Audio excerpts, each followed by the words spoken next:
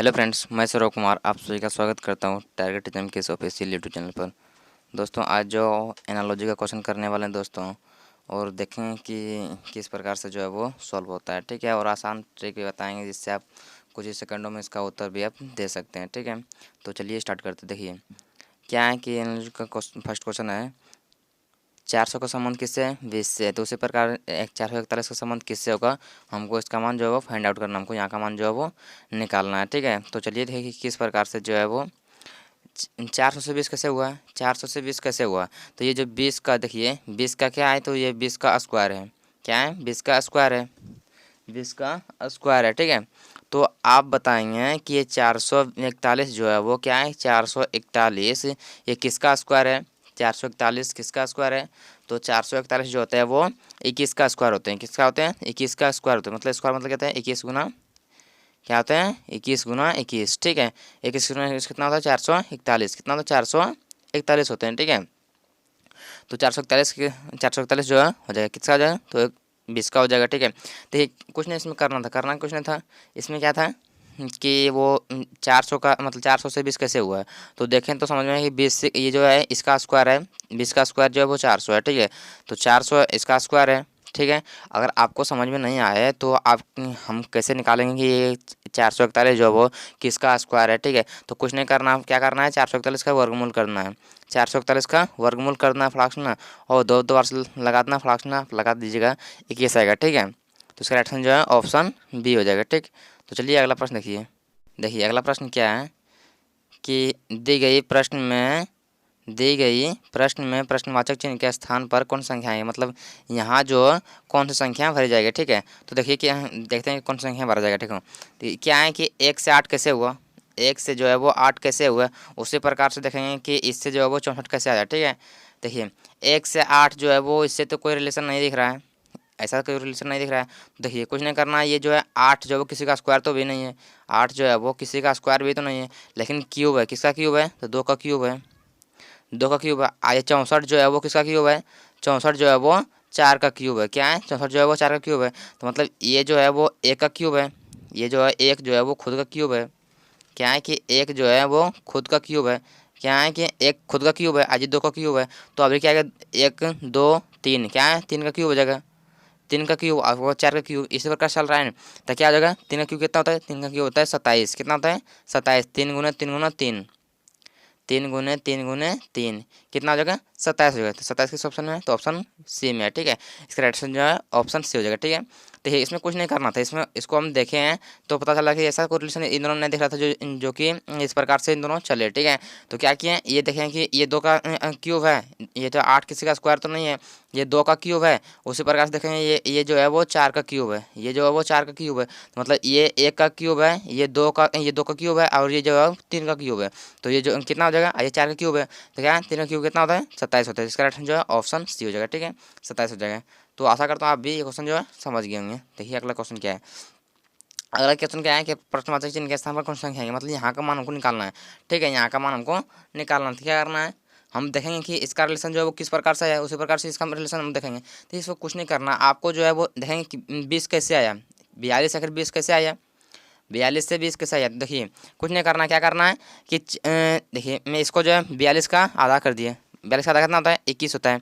और 21 में अगर एक कम कर देंगे, 21 में अगर एक कम कर देंगे कितना होता है? 20 हो रहा है। 21 में कम करने पर कितना आ रहा है? तो 20 आ रहा है। यानी कि ये जो है वो इसी प्रकार से कुछ नहीं, इसमें क्या किया हुआ है? इसमें जो है वो 2 से भाग करके 1 घटा दिया है। क्या है कि 2 से भाग, 42 में 2 से भाग देते हैं तो कितना आ रहा है? 21 आ रहा है। अगर 21 में से 1 घटाएंगे कितना आ रहा है? 20 आ रहा है। 20 आ रहा है। उसी प्रकार से इसका सोल्व करेंगे, इसको सोल्व करेंगे किस प्रकार से सोल्व होगा?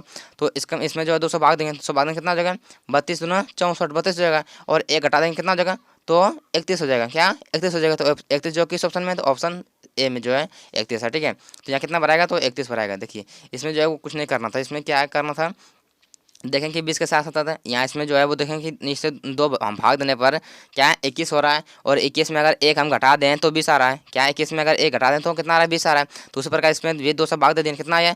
तो 32 आया। और 32 में से 1 घटा दें तो कितना आया? 31 आया, जो कि 31 यहाँ पर आ गया। ठीक है, तो ऑप्शन ए इसका राइट आंसर जो क्या है। आशा करता हूँ कि आप ये क्वेश्चन समझ गए हो और अच्छी तरीके से समझ गए हो कि एग्जाम में अगर क्वेश्चन आए, ठीक है, तो आप इसको सॉल्व कर सकते हैं। ठीक है, और वीडियो अच्छा लग रहा हो वीडियो को लाइक और चैनल को सब्सक्राइब करना ना भूलिए। और ये जितना भी क्वेश्चन हम लिए हुए हैं वो कहीं ना कहीं पूछा हुआ क्वेश्चन है, ठीक है। तो आप ये घबराइए नहीं कि कहाँ से क्वेश्चन उठाया गया है, ठीक है। तो एसएससी रेलवे में पूछा गया क्वेश्चन है वही सब उठाए हैं, ठीक है। देखिए देखिए अब क्या है कि एक 365 से 90 कैसे हुआ, उसी प्रकार से निकालेंगे 623 से जो है वो यहाँ कितना आएगा, ठीक है। यहाँ जो प्रश्नवाचक चिन्ह के स्थान पर कौन सी संख्या आएगा देखेंगे। देखिए 365 से आखिर 90 कैसे हुआ, 365 से 90 हुआ है, भाग देने बाद तो होगा नहीं। तो क्या करेंगे, इसको आपस में जोड़िए, इसको आपस में क्या है जोड़ने बाद भी नहीं हो रहा, क्या है 6 5 11 3 14 हो रहा है, तो 14 यहाँ नहीं है 90 है, इसको आपस में गुना कीजिए, क्या है 3 गुना 6 गुना 5 कितना हो जाएगा। देखिए 6 पचे 30, 30 दिया है 90, कितना आ रहा है तो 90 आ रहा है, 90 आ रहा है ना। तो उसी प्रकार इसको सोल्व कीजिए, कितना हो जाएगा 6 गुने 2 गुने 3 कितना हो जाएगा, तो 6 3 दूना 6 और 6 गुना 6 36 हो जाएगा, कितना हो जाएगा 36 हो जाएगा। तो यह कितना बनाएगा, तो यहाँ जो वो 36 हो जाएगा। 36 किस ऑप्शन में है, देखिए ऑप्शन जो है ए में जो 36 है। देखिए इसमें कुछ नहीं करना है, इसको हम देखें तो समझ में आएगा कि इसमें जो जोड़ने घटाने में तो नहीं हो रहा है। तो इसको आपस में अगर यही संख्या को आपस में गुना कर दिए तो कितना आ रहा है, अगर यही संख्या को आपस में गुना कर दिए तो 90 आ रहा था, कितना आ रहा था 90 आ रहा था। तो उसी प्रकार से इसको सॉल्व कर दिए, क्या कर दिए इसको सॉल्व कर दिए, तो 6 गुने 2 गुने 3 तो कितना आ गया 36 आ गया, कितना आ गया 36। 36 किस ऑप्शन में है, 36 जो है ऑप्शन ए में है। आज का लास्ट प्रश्न है, देखिए क्या बोल रहा है। दिए प्रश्न में प्रश्नवाचक चिन्ह के स्थान पर कौन सी संख्या आई। देखिए ये बेसिकली नहीं होगा, प्रश्नवाचक चिन्ह के स्थान पर प्रश्नवाचक चिन्ह इसमें दिया हुआ नहीं है, ठीक है। तो इस पर नहीं लीजिए आप, ठीक है। तो ये आप इसमें क्या कर सकते हैं कि 125 से देखिए 125 से 25 का रिलेशन किस प्रकार से है, उसी प्रकार से हमको इसमें रिलेशन खोजना है कि कहाँ की है, ठीक है। देखिए 125 जो है वो क्या होते हैं, ये जो है वो 5 का क्यूब होते हैं, और 25 जो है वो 5 का स्क्वायर होते हैं, क्या होते हैं 5 का क्यूब होते हैं और 5 का स्क्वायर होते हैं। ये जो है 25 जो 125 जो है वो क्या होते हैं 125 5 का क्यूब होते हैं, और ये 5 का स्क्वायर होते हैं, ठीक है।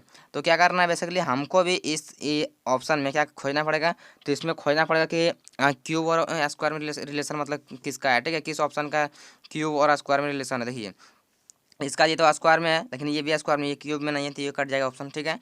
देखिए ये क्यूब में नहीं है, ठीक है, ये स्क्वायर में भी है, ये स्क्वायर में ये भी कट जाएगा, ठीक है। हम खोजना किए क्यूब में खोजना और स्क्वायर में खोजना है। देखिए ये तो होगा नहीं, ये किसी का स्क्वायर ही नहीं है तो ये कट जाएगा इसी। देखिए ये क्या है, ये 3 का जो है वो क्या है 3 का क्यूब है, और 3 का स्क्वायर जो है वो है 3 का स्क्वायर है 3 का क्यूब है, क्या है कि 3 का स्क्वायर और 3 का क्यूब है। ये जो 27 क्या है, 27 जो होता है 3 का क्यूब होते हैं, 3 का क्यूब कितना होता है 27 होता है, ठीक है। और 3 का स्क्वायर जो होता है 9 होता है, 3 का स्क्वायर कितना होता है तो 9 होता है। यानी कि इसका राइट से जो है ऑप्शन डी, क्योंकि क्यूब और स्क्वायर में रिलेशन जो है वो एक ही को दिख रहा था 27 और 9 का, ठीक है। तो ये इसमें कुछ नहीं करना था, इस प्रश्न में कुछ नहीं करना था, इसमें जो है क्या करना था कि 125 से रिलेशन देखें 25 कैसे है, तो देखें कि ये जो है 5 का क्यूब है, 125 जो है वो 5 का क्यूब है, और ये जो है 5 का स्क्वायर है। तो हमको इसी प्रकार से रिलेशन खोजना पड़ेगा कि आखिर स्क्वायर में और क्यूब में थी, क्यूब में और स्क्वायर में रिलेशन किसका है। तो इसमें देखें तो किसी का नहीं मिला, तो किसका मिला, तो 27 जो कि 3 का क्यूब है, और 9 जो कि 3 का स्क्वायर है, ठीक है। तो देखें तो ऑप्शन डी हो जाएगा, इसका राइट जो है ऑप्शन डी होगी, ठीक है। और इसी प्रकार की वीडियो देखने के लिए हमारे चैनल को सब्सक्राइब करना ना भूलिएगा, ठीक है। डायरेक्ट एग्जाम को सब्सक्राइब करना ना भूलिएगा, ताकि आपको जो है वो एग्जाम से रिलेटेड हर एक वीडियो आपको मिलता रहे, ठीक है। तो चैनल को सब्सक्राइब कर लीजिएगा प्लीज़, हम आपसे रिक्वेस्ट करते हैं कि सब्सक्राइब जो है वो चैनल को आप कर लीजिए, ठीक है। बाकी बात आप क्या कहेंगे वो, और कमेंट में अपना मतलब कमेंट करके बताइए कि वीडियो कैसा लगा, क्वेश्चन किस प्रकार से था, ठीक है। तो आज के लिए इतना ही, मिलते हैं आगे, थैंक यू।